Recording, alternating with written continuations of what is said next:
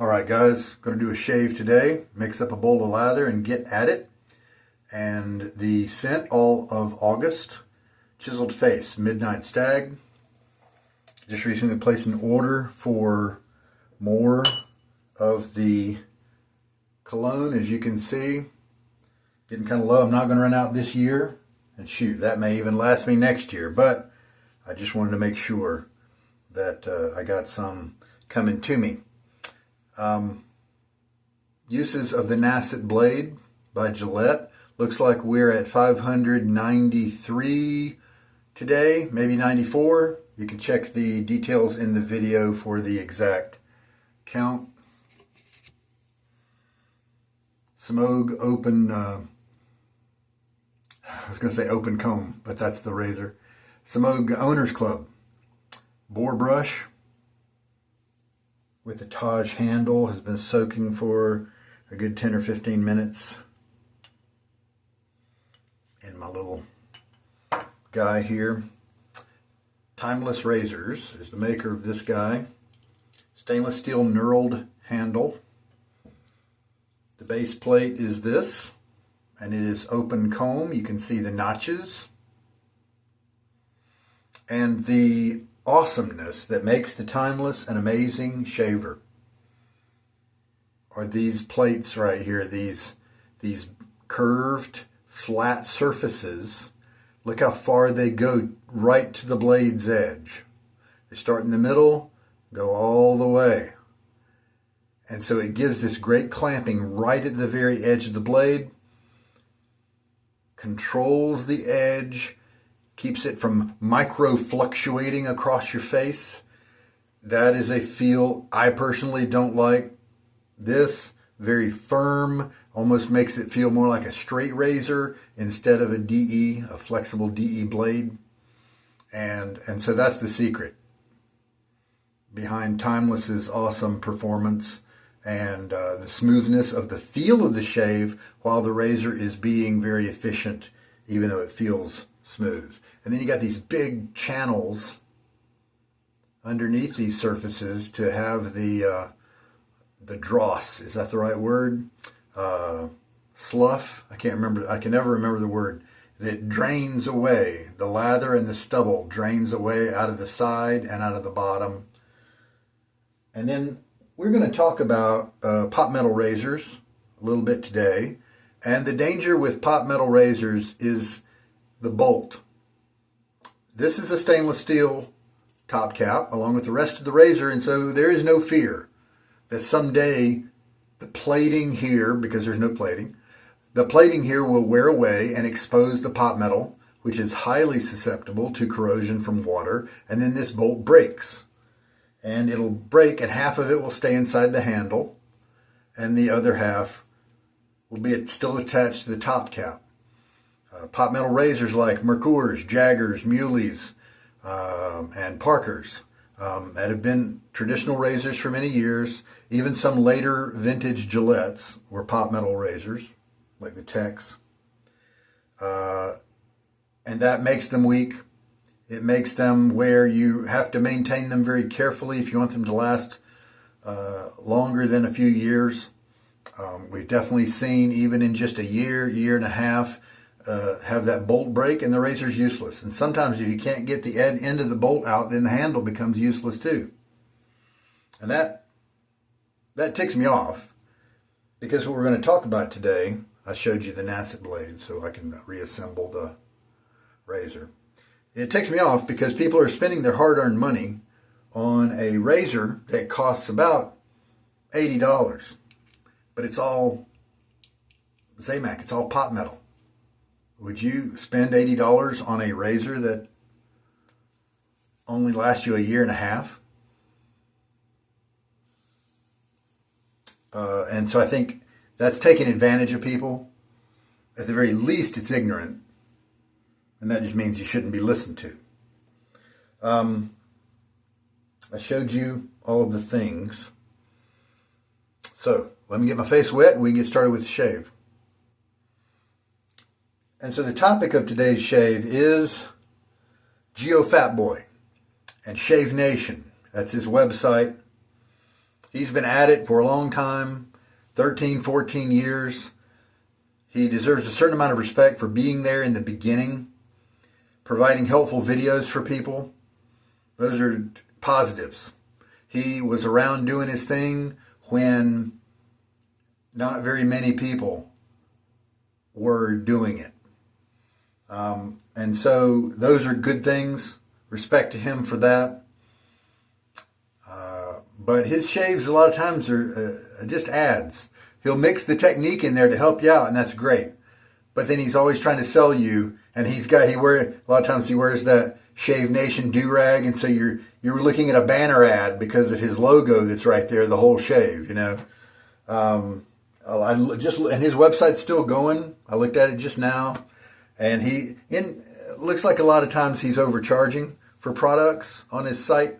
You can't blame him for making $1, but at the same time, if you know he's overcharging and you can get it cheaper somewhere else, then that's where I'm going to go. And we'll talk more about that in a minute. Let's load this guy up. We did 10 swirls yesterday. Why don't we just do the same thing again?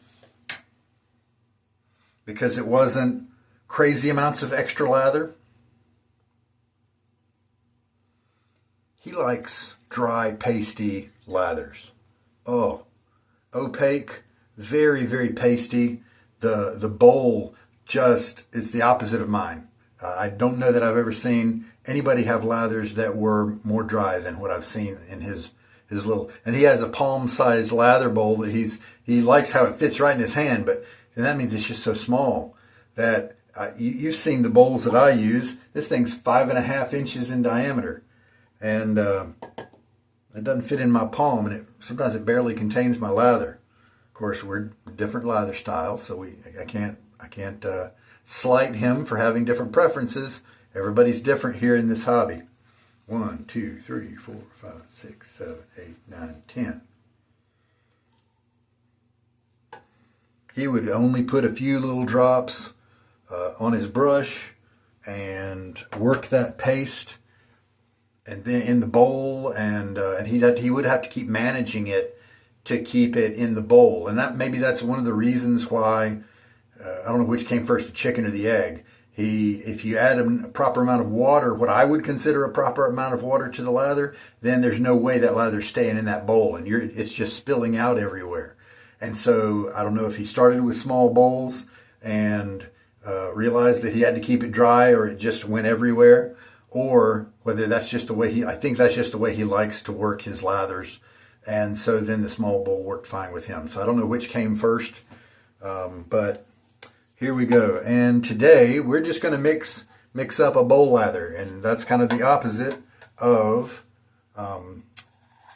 GeoFatBoy.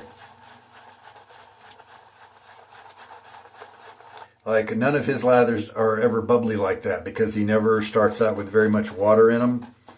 And he uses a lot of creams because back then they were more popular than now. I don't think nearly as many of the artisan vendors were around.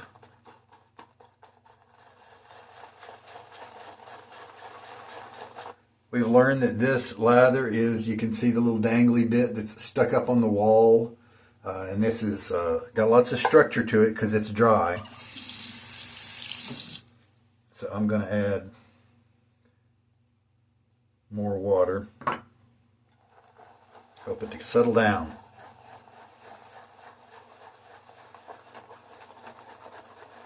One of his videos happened to pop up on my YouTube feed, and so I watched it, and I thought, you know what?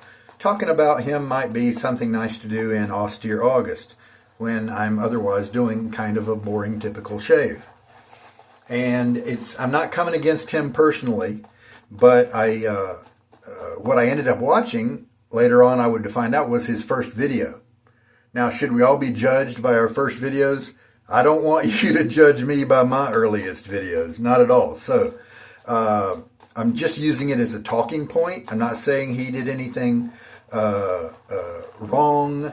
If he did do something wrong, it's possible that he just didn't know any better because it was way back when, and so I'm not saying that his way is, in most cases, and there's a couple of cases where I think it's generally regarded as wrong, but in so many things about our hobby, it's according to your own preferences. If he likes that dry, pasty lather, see, I think he's just got really strong skin that can tolerate scrapey blade edges.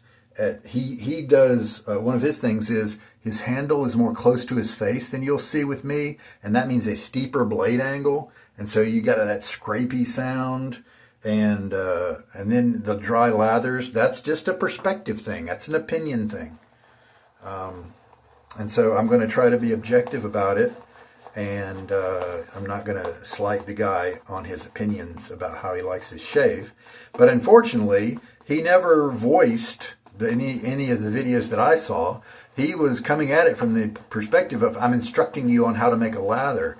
And so I think so many people learned how to make dry lathers from him, and I think that it would have been better for the community for him to say, I like my lather really dry. You guys may be different, and so at least to make people aware of what was going on. That might have been nicer for the community in those early days to be established in a way where people knew, let's play around with the water and, get a really slick lather. Look at all that cloud-like. The bubbles are gone now, and it looks creamy. It's still holding its own structure, so it can take a little bit more water.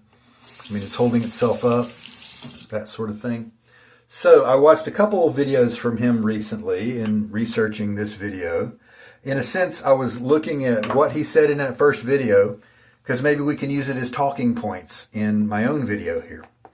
Not just let's slam all of his viewpoints. That's not the goal here. He had some good advice, and I think that's one of the reasons that he has lasted. He would talk about the direction of the grain.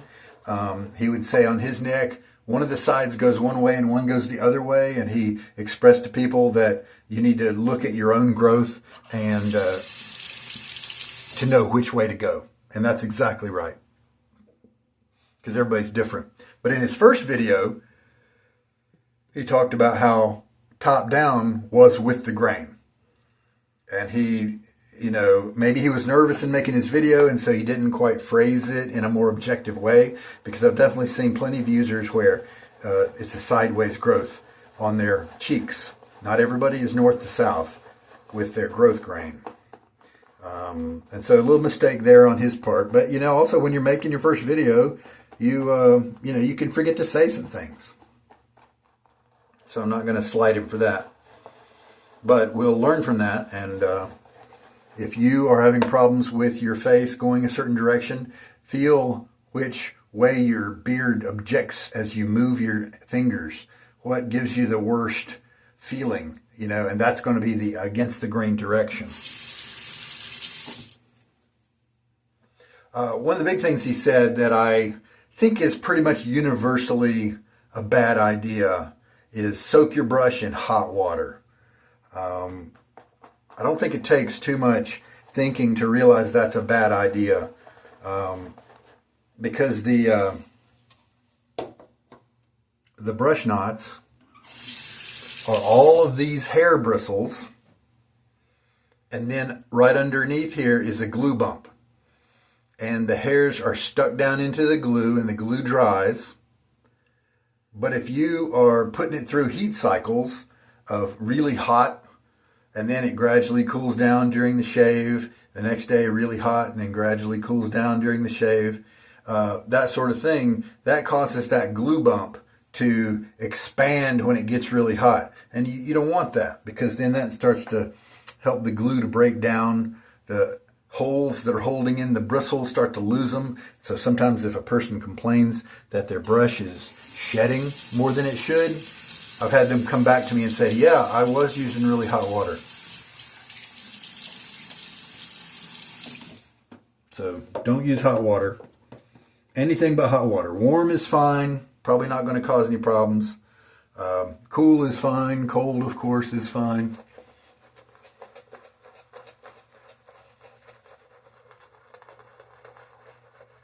I definitely could use some more water if I wanted to put it in there. from 10 swirls. Look at all that lather. 10 swirls. Plenty, plenty, plenty. I can probably start to reduce it now even farther than 10.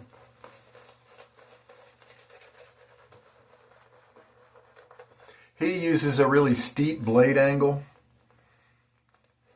and advocates kind of other people to do the same. And I think that you get a lot more comfortable shave if you have a smaller blade angle. But of course, that's one of those opinion things. I'm not going to judge him for that. Ideally, for the community, like before, I would like for him to, mention the blade angle and, and say how people are different. Explore and see what you like. He likes that scrapey shave with a lot of audio, and that steep blade angle definitely flows along with that logic.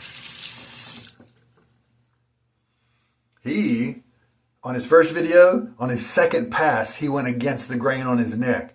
Holy cow, there's no way I can do that. I can't even do against the grain on my neck on the third pass.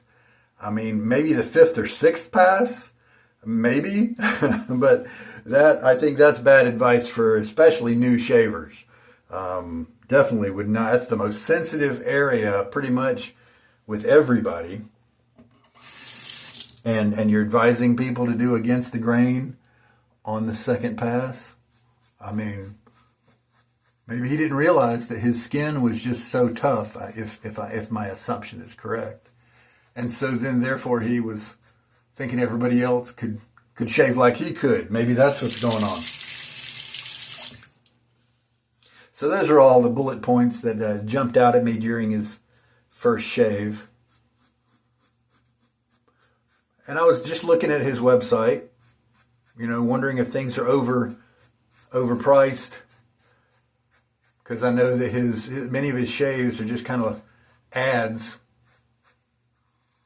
trying to sell his products. And when somebody is trying to sell you products, that kind of changes their authenticity and their integrity, doesn't it? You don't know if they're just, if they're saying you need to get a pre-shave oil because they want to sell pre-shave oil, or because you actually need to. You just don't know. While on his website, I found the Dreadnought razor, $80. And it was on sale, actually. I think his regular price was $88. It was on the scratch and dent page for maybe $84. For a Zamac pot metal razor that's a clone of the Edwin Jagger DE89, even rebranding. And all it has, it's got the same DE89 style handle. They've put the Dreadnought logo on the top cap. And it's that same DE89 head that is on so many razors that you can get from AliExpress for about $8. And he's not the one, Dreadnought is not, I don't know if he's related to Dreadnought, I don't think so. He probably gets some profits when he sells their products through his website. He make a couple dollars off of it, I would guess. But Dreadnought, just another company who is taking a razor that probably cost them about $10, and trying to sell it for $88. It's just, to me, that's deplorable.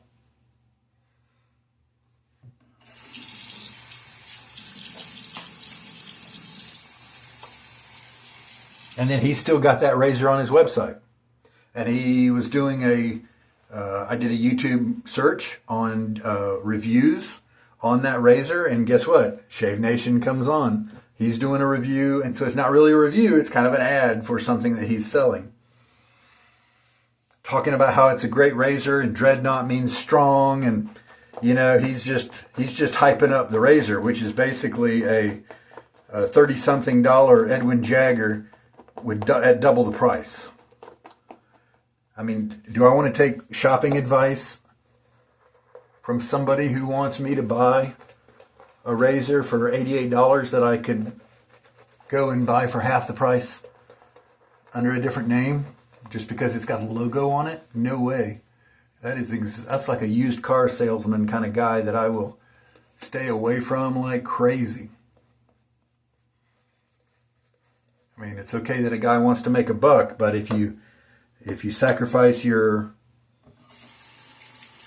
kind of authenticity, where we can't trust what you're saying, then that's a big sacrifice.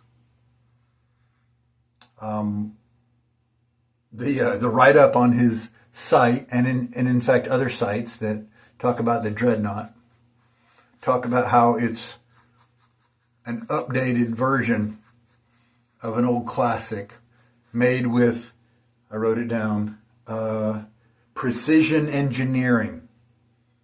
And it's for real men. And it will last your shaving life. No, a pot metal razor is just not going to last your shaving life unless you never use it. And then it's going to help. It's going to be with you for decades to come. Like you could pass it down to your children. No way. This is the kind of razor that so often you can look online and see guys talking about how they just bought this razor a year ago and the bolt broke. That's why I started this shave showing you that bolt. You've got to be, the plating wears away. Obviously this is not the case because this is all full stainless steel. But he's fine with me purchasing an $84 razor that could very easily break on me and be useless in a year and a half. Sometimes it goes longer than that. We've definitely seen them break at later times after that. A little bit of water now.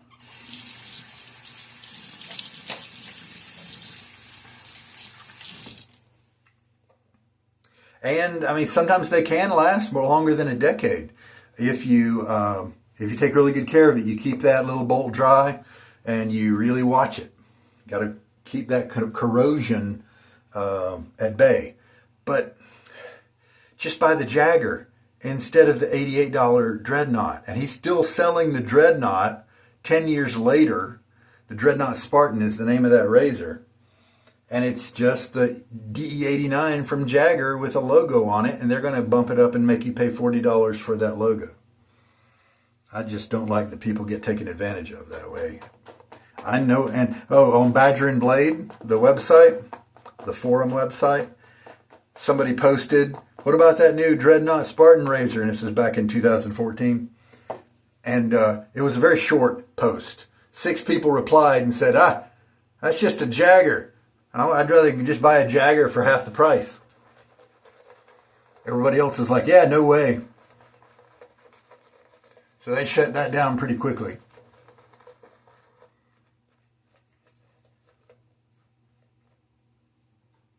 And that was good. So anybody doing some real research is probably going to find that. And hopefully not waste their money. And here's the thing. The Jagger itself is a little bit overpriced too. You can go get a Maggard V3, which just has the same head, and pay less than the Jagger. But what you'll get, instead of a pot metal handle, you'll get a stainless steel handle that will actually last for decades and decades and decades. The head will still be the pot metal. It's the same head you'll get with the Jagger, same head you'll get with the Dreadnought, minus the logo. But you'll only pay $6 or $8 for that head. That's a fair price, not $80. If you're going to sell me pot metal razor, make it be for a fair price, and I'm fine with it. You give me a razor for $8 and I can make it last for 2 years. That's pretty good. That might be a better deal. Some of the people shelling out big money for really expensive razors might be better served doing that.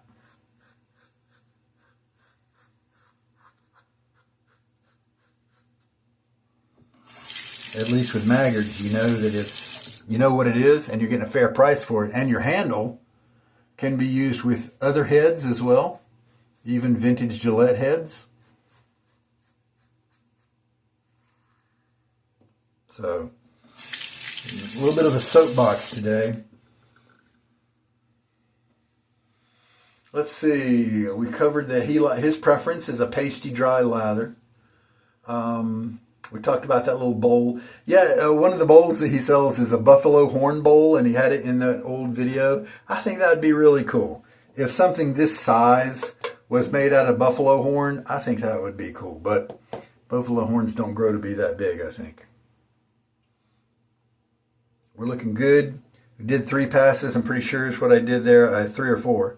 And we still got plenty of lather, so I could probably shrink it down to 8 swirls. Tons of lather still available, and this was it felt good on the face, felt creamy with the brush application. Razor was able to move nicely.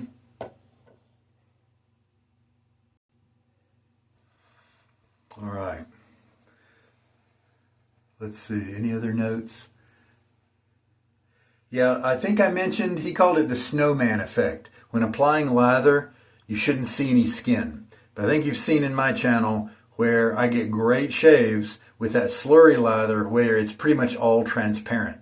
Because all you need is that micro layer right next to the skin to be what is protecting you. And that works. Also, he talked about pre-shaves, and he just ubiquitously said anything you can put on your face is going to help you with protection on your skin. And that's just categorically false. I mean, obviously we can think of things to put on your face that is not going to work well, but obviously he didn't mean that. But no, I think it's false even for shave products, because I have used different shave oils that actually gave me more irritation because it grabbed my razor and it made it less slick. The soap has that kind of slickness where the razor glides so evenly and quickly, so smoothly, just glides. But the oil slows the razor down. At least with me, that's what happens with shave oils, and so it actually gives me more irritation. So maybe his skin is different, and that's okay. We'll leave room for that. But that is that's something I would kind of push back on a little bit regarding that. And yeah, he likes that snowman effect because he likes dry pasty lathers. And then with the dreadnought, in the very shave where he's talking about the dreadnought, he tells you to look at it and check and make sure the blade is aligned properly. And the ad for the dreadnought said precision engineering. No, not at all. Not precision engineering. Timeless, Carve, Wolfman, Charcoal Goods, certain vintage Gillettes. Most vintage Gillettes.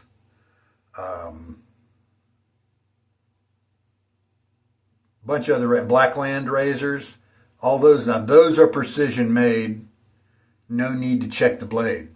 But those DE89 series, the Parkers, the Muleys, those pot metal razors, they can't actually be manufactured to precision because of the pot metal. It's not a precision material.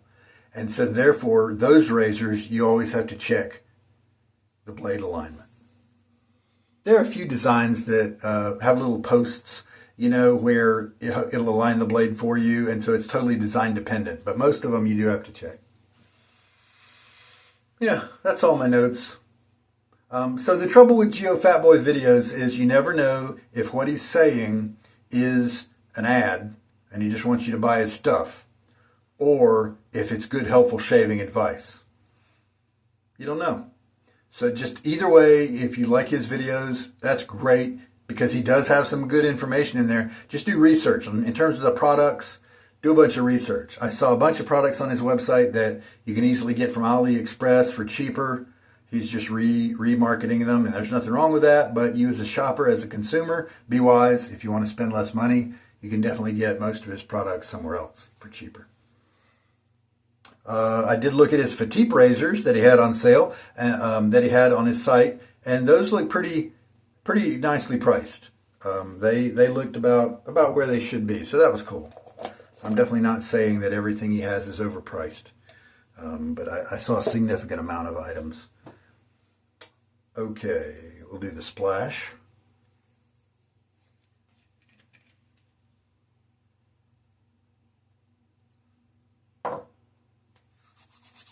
He uses a lot of creams. He likes Taylor of Old Bond Street. And they used to be quality, but they haven't been quality for many years now. The creams. I just noticed, I was looking at the wiki. Remember a few days ago I told you I was looking at the wiki to try to find maybe some bullet points, some things to cover with you guys. And one of the things I found was it tonality? Was it somebody at the bottom of the wiki, one of the on our wet shaving. Go to reddit.com/r/wet shaving/wiki. And at the very bottom, it says something, tonality maybe, talking about TOBS, Taylor of Old Bond Street. And he talked about the chemical makeup of the soap, how stuff has been added to it that's not good for your skin, how it's just an inefficient lathering tool. It's not really even a soap. It just all this stuff, and it's not just his opinion. It's stuff you can prove. How it used to be really good, but then they just changed their manufacturing methods, and it's just not really good anymore. And I found that a good read, in case you want to learn a different perspective on Taylor of Old Bond Street, because GeoFatBoy is going to try to sell that like crazy. Matter of fact, on his in his left nav, he has a list of popular products, and Taylor of Old Bond Street sandalwood is like the second item when I looked at it today. He definitely is a big TOBS fan, and it's hype. And one of the reasons is you're paying so much. One of the reasons that it's not great is you're paying so much for very little. It's a cream. It's got a little water in it, that kind of thing. Whereas this is a much better deal because there's less water in the crope. It's been cured a little bit.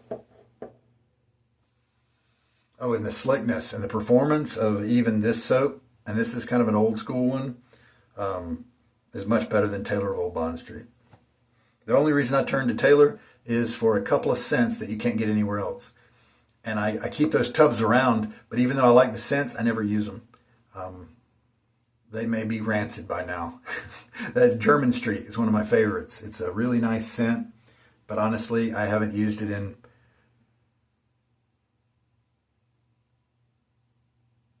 six years, maybe. All right, so that was the splash. And let us rinse out our equipment. I've already got the blade in good shape. Let me pause you guys for a moment. Here's the brush after I towel dried it off after a good rinse. Also, when you're soaking it, don't soak the handle part, especially if it's a wooden handle. Just let the water come up to just below the handle. Another thing about soaking boar brushes. Now I'm going to blow dry it. And here we go after the blow drying. Don't get the tips crispy, just a couple minutes. I'm doing warm temperature and then slow speed. I can even still feel the slight dampness there. Don't want to cook them. I want the brush to last a nice long time.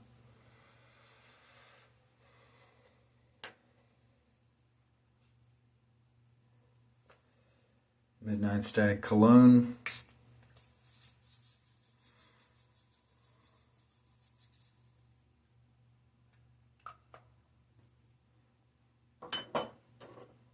All right, very good. So, nothing personal against GeoFatBoy. I appreciate what he's done in terms of the technique and a lot of the instruction that he's given to our community. But do your research to filter out what the products that he's selling and where is the best place to get them if you're interested in them. Also, research to see if you actually need them.